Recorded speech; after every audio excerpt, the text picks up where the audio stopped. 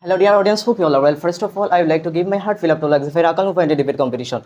This is Shuail Ahmed. Today's topic is online study is better than traditional study. I am from the position side. Now I'm going to talk about this topic.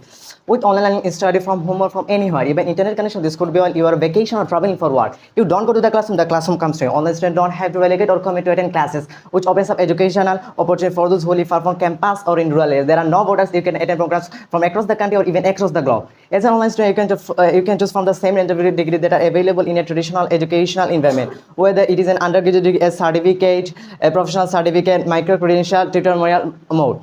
These focus programs are a good way to expand your knowledge or learn new skill. Traditional classes may limit student interaction due to large class size or passive teaching methods, and students must adapt to fixed schedules which may not accommodate individual preferences or circumstances.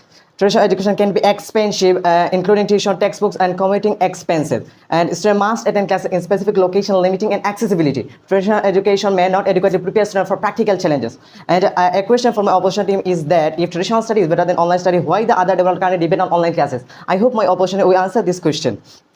Online learning is a very good system.